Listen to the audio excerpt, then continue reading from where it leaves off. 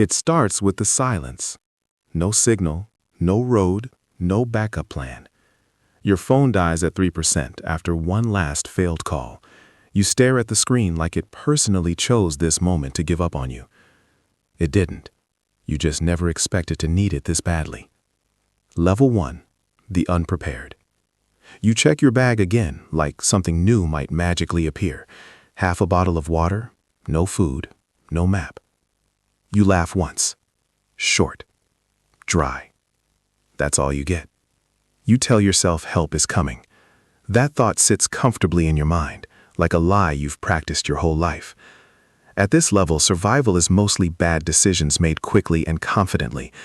You start walking fast, like distance alone solves problems. You sweat more than you should. You drink more than you planned. You keep checking your phone. Still dead. You press the button again. Still dead. You hold it up, searching for signal like you're negotiating with the sky. Nothing. Night falls faster than you expected.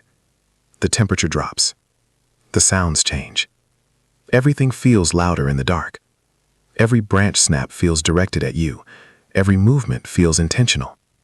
Your expensive sneakers, comfortable, stylish, completely useless, start to remind you that you prepared for everything except this. You sit under a tree, hugging your arms, pretending it's a plan. It's not. You don't sleep. You wait for morning. That's when it hits you. Hope doesn't keep you alive, and you've been relying on it all day. Level 2. The aware. It starts with a quiet realization. You've been doing everything wrong. Not dramatically wrong, just consistently wrong. You stop walking. You sit down. You breathe. That alone feels like progress. You ration your water now, small sips. Not because it's smart, but because you don't have enough to be careless anymore. You start paying attention. Shade becomes valuable. Direction matters. The position of the sun suddenly feels like information you should have respected earlier. You notice a patch of green in the distance. You move toward it. Slower this time. You find water. It looks questionable. Smells worse. You crouch beside it, staring. You've spent your life choosing between brands, cold or room temperature, sparkling or still. Now you're deciding whether this is worth the risk. You hesitate longer than you should. Then you drink. The taste is terrible. You try not to think about it. At this level, survival becomes acceptance. Not of comfort, but of reality. You build a basic shelter. It's uneven, unstable, and slightly embarrassing, but it blocks some wind. That's enough. You start thinking differently now. Not about getting out, but about getting through. You don't feel confident, but you feel less helpless. And that's new. Level 3. The adapter. It starts with structure. Not because you like it, because without it, everything falls apart. You wake up with a plan now. Check surroundings. Secure water. Improve shelter. Search for food. Repeat. You refine small things. You improve your shelter slightly. You position it better. You reinforce weak spots. You make tools. They're not good. One breaks instantly. One cuts your hand. You stare at it for a second, then keep going. Pain becomes background noise now. Hunger too. It doesn't go away. It just stops being urgent. You catch something small. It takes longer than you expected, costs more energy than you thought. You hold it in your hand. There's a pause. You feel something, hesitation, maybe. Then it passes. You do what you need to do. You eat. And afterward, you notice something uncomfortable. That decision didn't stay with you. You expected guilt, reflection, something. Instead, there's just silence. At this level, survival rewrites you slowly, not all at once. You stop waiting to be rescued. You stop thinking like someone who needs help. You start thinking like someone who solves problems, even when the solutions aren't clean. Level 4. The Operator. It starts with awareness, not of the land, of people. You notice signs, tracks that aren't yours, movement that doesn't belong to animals. You're not alone. That realization changes everything. At this level, survival becomes strategy. The environment is no longer your only problem. People complicate things.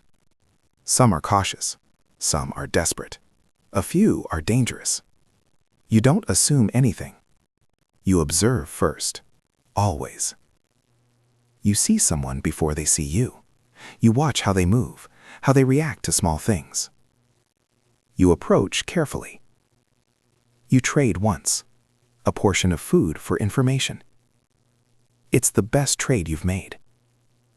Because now you understand something clearly. Information has more value than anything you can carry. You learn where safer paths are, where others tend to gather, who controls what. You stop talking as much. You let others fill the silence. They usually do. You listen. You collect. You become careful with what you reveal.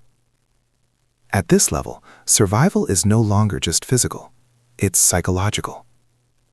You're not just staying alive. You're positioning yourself. And for the first time, you're not reacting. You're calculating. Level 5, the negotiator. It starts with leverage. You don't just know things now. You control access to them. You know where clean water is found after rainfall. You know which paths are less risky. You know who's struggling. And struggling people make predictable decisions. At this level, survival becomes influence. You help someone once. They're grateful. Too grateful. That tells you everything. You don't rush to collect. You wait. You let the debt sit. Because when they return, and they will, you decide the terms. You build a small network. Not loyal, not stable, but dependent. That's enough. You trade more information than resources now.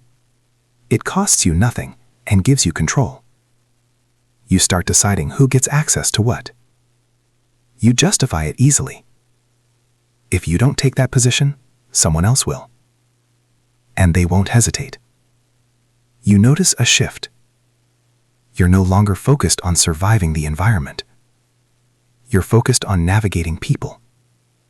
That shift is subtle, but it changes how you see everything. You're not just part of the system anymore.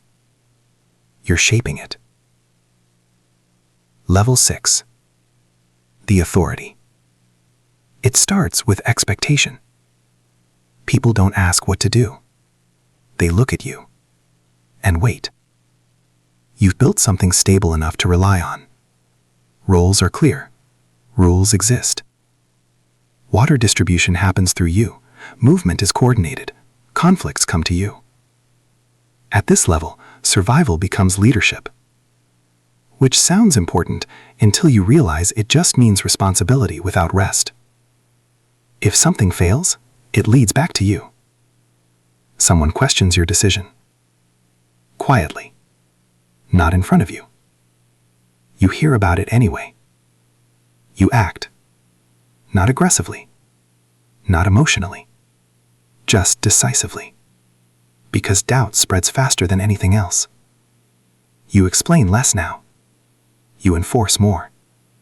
You tell yourself it's necessary. You repeat that thought often. Sleep becomes inconsistent. Your mind doesn't turn off. You trust fewer people. Because now you understand something clearly. The higher your position, the more people are waiting for you to slip. And when you do, they won't hesitate. So you don't. Level 7. The architect. It starts with distance. You are not involved in every decision anymore. You don't need to be. Others handle execution. You design the systems. At this level, survival becomes structure. You build layers, backup plans, contingencies. If one resource point fails, another activates.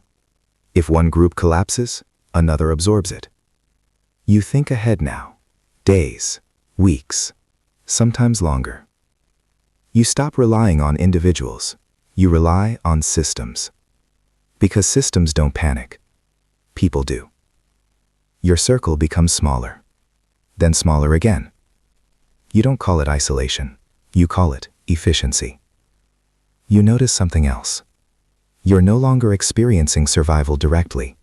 You're managing it from a distance. You don't feel hunger the same way, or fear, or urgency. You feel responsibility. Constant, quiet, heavy. You've built something that works, but it depends on you continuing to make the right decisions, every time. And you know that's not realistic, but you don't say it out loud. Level 8. The Ghost. It starts with silence again. But this time, it belongs to you. You're no longer visible, not in the way you used to be. Your systems run, your influence holds. Decisions are made because of you, not by you. At this level, survival becomes legacy. You've built something that operates without your presence. Which sounds like freedom. It isn't. Because now, stepping away isn't an option. Too many structures depend on you. Too many outcomes trace back to you. You receive updates, reports, numbers. People become data points. Outcomes replace stories. You remember level 1. The panic, the cold, the uncertainty. It feels distant now, almost like it happened to someone else. You've gained control, but lost simplicity. You don't think about surviving anymore. You think about maintaining, preventing collapse. Because if the system fails, everything fails. And there's no version of you that walks away from that. You sit with that thought longer than you want to. Because at this level, there's no one left to share it with. No one who would understand. And even if they did, it wouldn't change anything. Somewhere, a phone drops to 3%. Someone presses the power button again. And again. Like persistence might change the outcome. They look around. Confused. Unprepared. Still believing this is temporary. You recognize the look. You remember the feeling. You almost smile. Not because it's funny. Because it's familiar. They think they understand what's happening. They don't. But they will.